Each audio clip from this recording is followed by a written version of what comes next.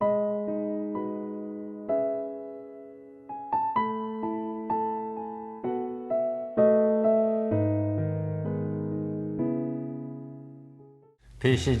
성경적 교회 성경연구소의 명성훈 목사입니다. 오늘은 미국 텍사스 휴스턴에 있는 서울교회 신동일 목사님 모셨습니다. 목사님 안녕하세요. 안녕하세요. 예. 네, 반갑습니다. 반갑습니다. 그 목사님은 이제 여기 서울교회에 이제 English Congregation, 즉 영어부, 영어 회중 교회의 담임 목사님이시잖아요. 네. 그 영어로 NLF라고 그러나요? NLF, New Life Fellowship. New Life Fellowship. 네. 그러니까 이제 뭐 굳이 번역을 한다면 새생명교회. 그렇죠. 네. 그 간단히 한번 우리 NLF 현황 지금 어떤 상태인지를 좀 설명을 해주실래요? 제가 휴스턴에 온 거는 1994년도에 왔는데, 네. 우리 그 NLF 영어 회중이라고 말하는데, 네. 영어 회중은 1997년도 네. 8월 달에 시작했어요. 1997년도? 예, 8월 달에. 네. 그러니까 22년이 됐죠. 아, 그래요? 예. 그렇게 됐군요. 그러면 최영계 목사님 부임을 하신 이후? 그러니까 최영기 목사님이 93년도 1월 달에 오셨는데, 네. 저는 94년도 12월에 왔어요. 거의 2년이죠. 2년이죠. 예. 네네. 아, 그때 그러면 오셔서 그래도 한 3년 있다가 이 NLF가 생긴 거예요? 그렇죠. 예. 그래서 제가 처음에 왔었을 때는 네. 이 휴스턴 서울교회 중고등부 목사로 왔어요. 네. 그래서 중고등부 목사로 와서 사역을 하면서 하는 와중에 최영기 목사님 밑에 영어로 하는 목장이 2개가 있었어요. 네. 대학생 목장하고 대학생 졸업한 나이 청년 목장. 네. 그래서 이제 최 목사님이 그 두 목장을 영어로 하니까 네. 제가 좀 이렇게 돌보라 해서 중고등부 사역을 하면서 그 두 목장을 제가 돌보기 시작했죠. 아, 그렇게 하다가 네. 거의 한 2년 반, 2년 정도 지났을 때 저희들이 그 목장으로 이제 집에서 하지 않고 네. 교회로 제가 모이게 했어요. 네. 그래서 왜냐하면 그때까지만 하더라도 중고등부 예배는 있었는데 이 고등학교를 졸업한 장년들이 가는 그 영어로 한 예배가 없었기 때문에 네. 제가 이제 그 사람들을 모아서 96년도 정도부터 네. 교회에서 금요 집회를 하면서 네. 교회에 대해서 가르치고 또 이제 앞으로 우리가 교회를 세워야 되는데 네. 어떤 교회를 세워나갈까 이렇게 공부하고 나누면서 저희들이 그 목양을 위해서는 이제 가정교회를 통해서 목양하는 것은 확실하게 제가 확신을 갖고 이겨온 건데 네. 이제 교회가 또 이제 운영이 돼야 되는데 그 오퍼레이션 네. 그건 어느 식으로 할까 이제 하는 와중에 미국에 있는 교회 중에서 침례교회이고 저희들이 생각이 좀 맞는 그 세르벳 교회가 또 가서 네. 그 교회가 어떻게 행정이 되는가 그걸 배운 다음에 2개를 접목시켜서 네. 목양 사역은 가정교회를 통해서 그다음에 교회 그 행정은 세르벳 교회 비슷하게 저희가 하려고 해서 97년도에 교회를 시작을 한 거죠. 영어 교회를 시작한 거예요. 그렇죠. 예. 네. 한 20명 정도로 시작했어요. 그때 20명. 네. 그냥 무에서 이제 시작을 하신 거네요. 그래도 제가 이제 올 때 목장이 2개 있었기 때문에 네. 완전한 교회 개척은 아니었죠. 한 20명 정도 있었기 때문에. 네. 그렇게 했으니까 지금 몇 년, 97년에 시작하셨으니까 22년 진짜. 22년 22년. 됐죠. 네. 22년 만에 지금 뭐 영어 교회 회중이 거의 500-600명 이상. 작년 주일 출석이 500명이고요. 네. 그다음에 그 어린아이부터 5학년까지 네. 초등학교까지가 한 150명. 150명. 그다음에 중고등부는 한 50명 이렇게 되고 있어요. 출석이. 네. 네. 그래 참 진짜 우리 목사님의 그 사역의 역사와 이 NLF의 역사가 결국 같은 거예요. 비슷한 거죠. 지금 이르시게 되는데요. 그렇군요. 그럼 이제 우리 NLF에 대해서는 이따가 이제 좀 더 자세히 우리가 설명을 듣기로 하고요. 목사님은 언제 예수님을 구주로 영접을 하셨나요? 저희 부모님은 이북 사람인데. 그러세요? 예. 네. 이제 아마 그 아버님, 어머님이 다 3대째 크리스천인 것 같아요. 그러니까 제가 4대죠. 네. 근데 뭐 이제 한국에서는 교회 다니다가 미국에 13살 때 뉴욕으로 왔는데. 13살 때 이민 왔죠. 예, 뉴욕으로. 뉴욕으로. 예. 그래서 저희 이제 이모, 이모부가 이제 목회자 네 분이었는데 네. 그분들이 저희들 초청해 줬기 때문에 네. 그 교회를 가게 됐어요. 아. 그래서 이제 거기에서 이제 교회 생활을 하는데 한국에서도 이제 어려서부터 교회를 나갔지만은 그 성경에 대해서 네. 배웠지만은 확실하게 예수님이 나의 구주, 주님인 거는 몰랐는데 네.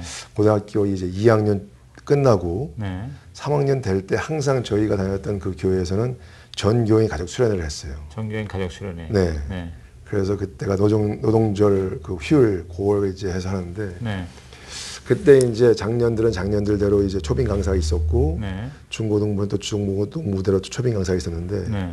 거기에서 이제 말씀을 들으면서 제가 처음으로 죄인이구나.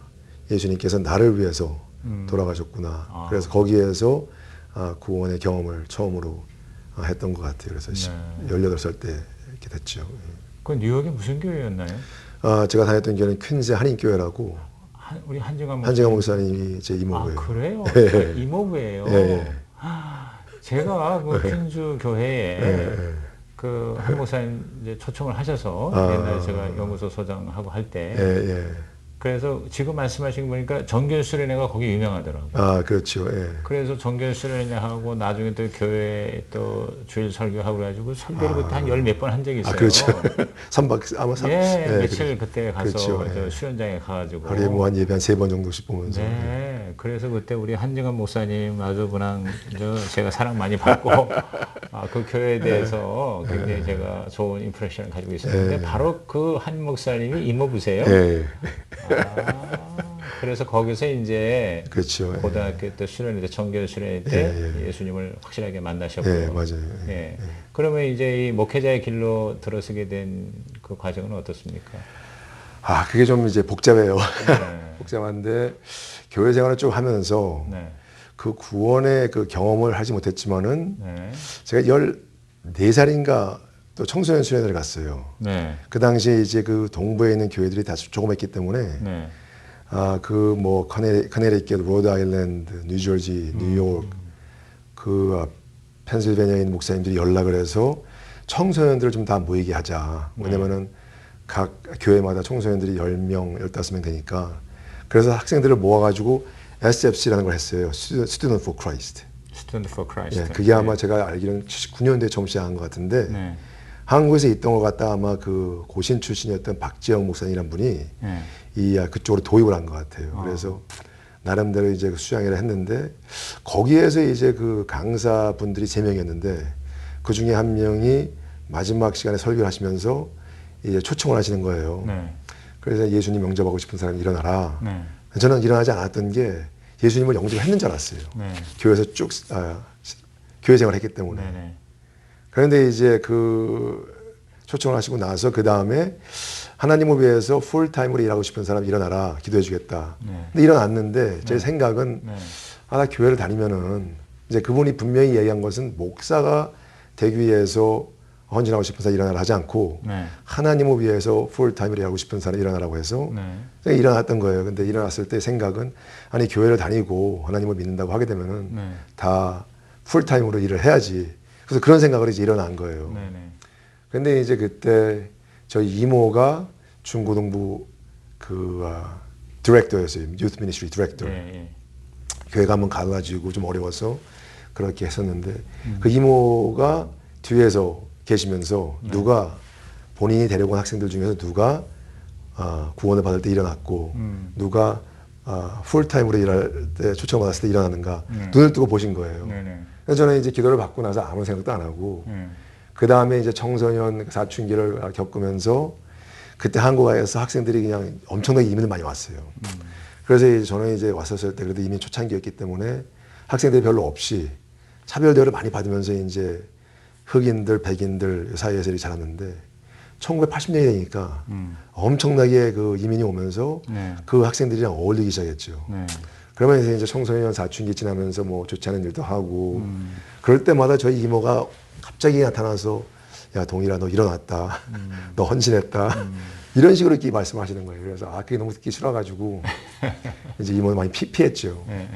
근데 그때 아무런 생각도 없이 잘 알지도 못하고 이렇게 헌신을 했는데 예수님을 영접하고 나서 18살 돼서 그때부터 정말 이제 신앙생활을 하면서 교회 일, 또 주님을 위해서 일하는 일이 좋아지기 시작했어요. 그러면서 기쁨을 갖고 1년을 새벽 기도를 늘 가고 철야 기도하고 전도하고 그러는 와중에 아주 사역을 많이 했는데 주위에 있는 사람들이 또 아마 하나님께서 목회자로 부르신 것 같다.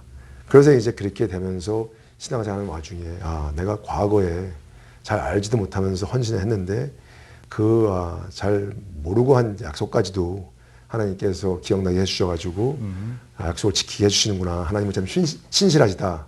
그런 식으로 돼서 제가 이제 사역자의 길에 들어서게 됐죠. 그래서 그러면 대학을 신학으로 바로 하셨어요? 대학하고 나서? 저는 대학은 이제 일반 대학 갔어요. 일반 대학 가서 역사하고 철학 공부한 다음에 그 다음에 이제 그 매사추세츠에 있는 그 골든 카놀 신학교 대학원 가서 MDiv를 했죠. 골든 카놀. 예. 거기서 MDiv 하시고 그러고 나서 이제 목회 길로 들어서시게 된 거예요. 그렇죠. 예. 그러면 이제 여기 서울교회 오시기 전에는 또 다른 교회에서 사역을 하시다고 하셨나요? 그렇죠. 거기에서 이제 공부를 하는 와중에 저희 이제 우리 퀸자니 교회가 non-denominational 교회였어요. 그래서 특별한 신학적인 노선이 없다가 신학교에서 공부를 하면서 나는 침례교식으로 공부하는 게 좋은 것 같다. 그쪽으로 목회를 해야겠다 해서 이제 침례교인이 됐죠. 그래서 이제 그때 보스턴에 있는 그 침례교를 찾아가지고 가서 교회 형편 때문에 제가 전도사로 일하게 되고 그 다음에 캐나다에서 와서 일하시던 분이 다시 이제 캐나다를 가시면서 저보고 이제 좀 맡아서 하라고 해서 이제 인터림으로 목사가 돼서 일을 하다가 이제 거기서 한 4년 정도 목회를 하고 한인 목회를 했어요. 한인 목회를 하다가 제가 최영기 목사님을 우리 이제 교회가 굉장히 조그맣습니다. 작년은 한 12명, 그리고 이제 대학생들 한 15명 이렇게 있었고 조그만 교회였는데 그 장년들 중에서 집사님이 3명이었는데 그 중에 한 분이 휴스턴 서울교회 출신이었어요. 여기 계시다가 그다음에 이제 자녀 교육 또 이제 비즈니스 때문에 보스턴으로 이사 오신 분이 있었는데 그분은 최 목사님이 오시기 전에 이 교회를 떠났죠. 근데 떠난 다음에 여기 있는 집사님들 친구들이랑 연락하면서 산호제에서 이제 최영기 목사님이라는 분이 왔는데 참 우리 교인들이 행복하고 참 이제 목장이라는 걸 하는데 좋다. 그래서 이제 그 얘기를 듣고 나서 제가 전화를 드린 다음에 최 목사님한테 우리 교회 수양회 강사를 좀 와달라고 그렇게 이제 93년도에 연락을 드리니까 목사님이 이제 왔는데 1년은 외부 집회 초청을 안 하기로 했다. 응답 안 하기로 했다. 근데 그 다음에 전화를 하게 되면은 오시겠다고 그래가지고 94년도 1월 달에 제가 전화를 걸었죠. 그래서 약속하신 것처럼 10월 달에 와주셨어요. 그래서 이제 수양회를 하면서 목사님 알게 되고 근데 이제 그 전에 10월 달이 되기 전에 3월 달에 그 봄에 그 집사님이 휴스턴에 볼 일이 있어 이제 가야 되는데 저랑 같이 한번 가겠느냐 가서 교회도 좀 보고 최영기 목사님도 좀 만나보고 이분은 이제 나이가 많으신 분인데 저를 굉장히 사랑해 주셨어요. 그래서 가겠다고 해서 제가 여기 94년도 3월 달에 왔습니다.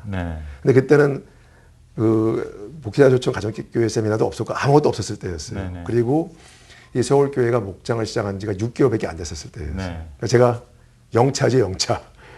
가장 먼저 왔던 사람이었어요. 그러니까 목회자로서 여기 배우려고. 그래서 나도 정말 전도해서 불신자들 예수 영접시키고 제자를 만들기로 하는데 어떻게 할 줄 몰랐었는데 이 교회에서 목장을 참석을 하면서 그걸 본 거예요. 그래서 바로 이거구나. 그래서 좋은 느낌을 갖고 저런 교회를 좀 세웠으면 좋겠다 해서 돌아갔죠.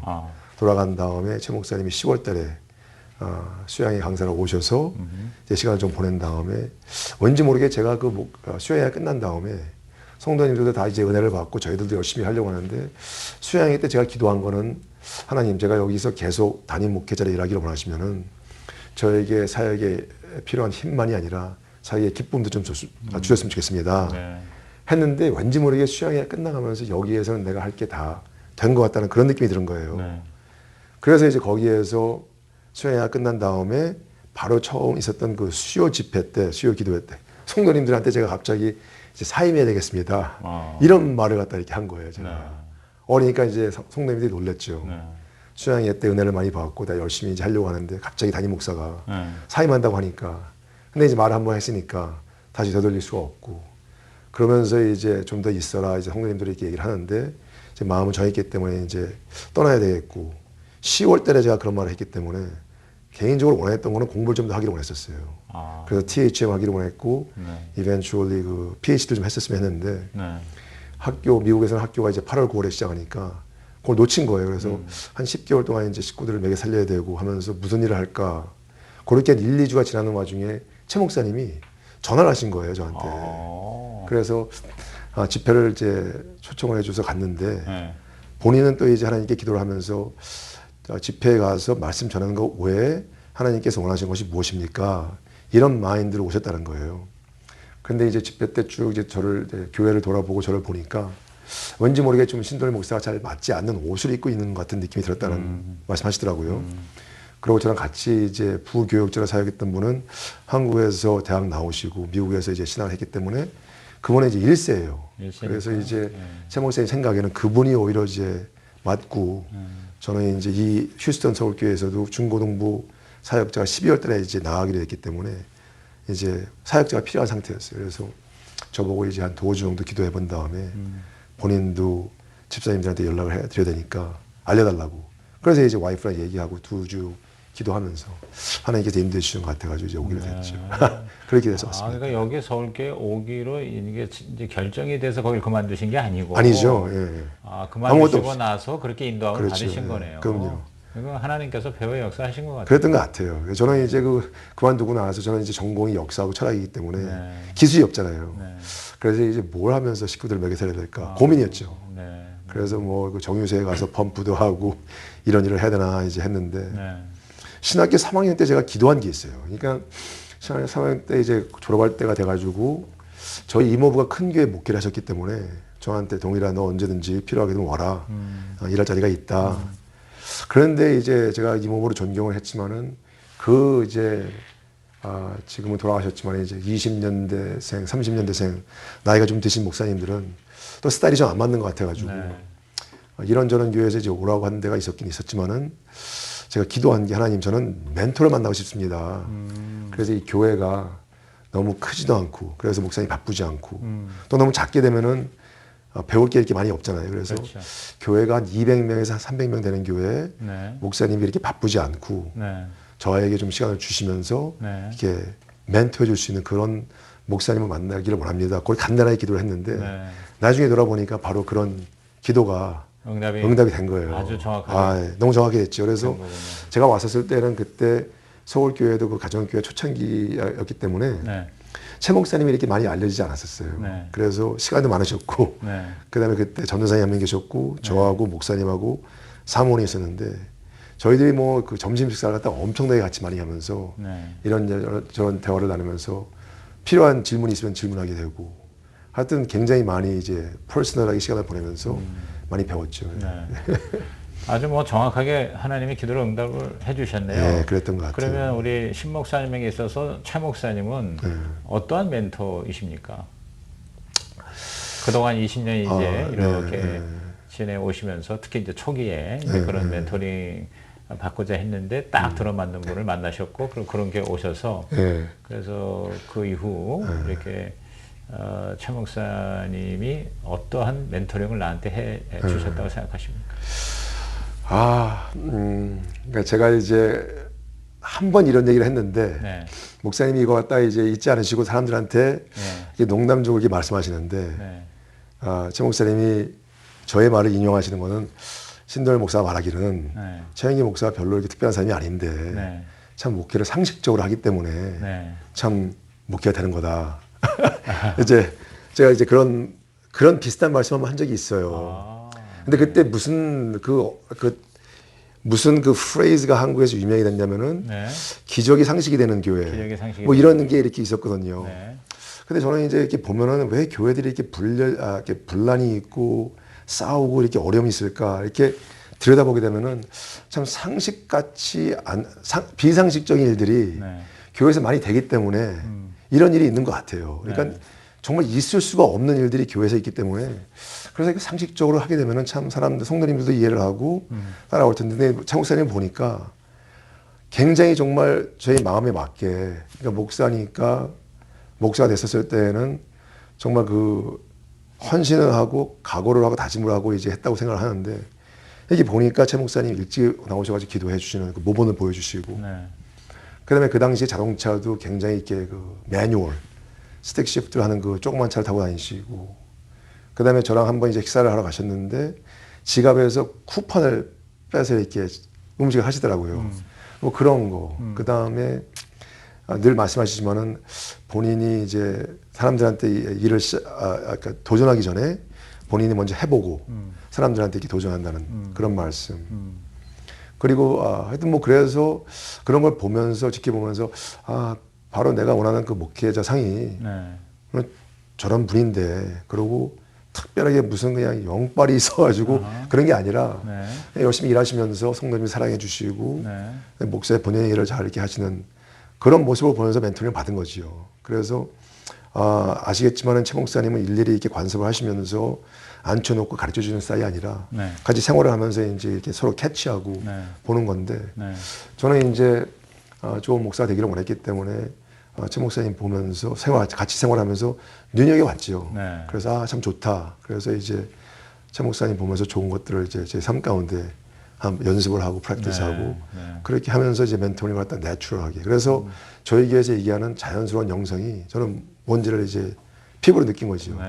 생활에 대한 헌신, 자연스러운 영성이. 그러니까 최 목사님이랑 저랑 뭐 이렇게 앉아가지고 최 목사님이 1대1로 바이블 스터디 하거나 그런 게 없이 그냥 같이 생활하면서 배운 거죠. 그러니까.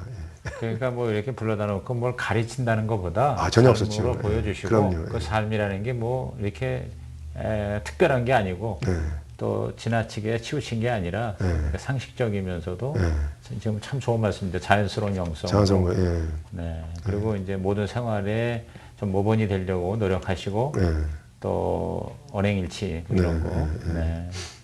참 중요한 평범하지만 그래서 그 기적이 상식이 되는 교회도 있지만 또 이제 그 이후로 상식이 있는 교회. 그렇죠. 그런 교회가 이제 어떻게 보면 사실 그게 기적이 있는 교회 못지않은 교회다. 그러셨군요.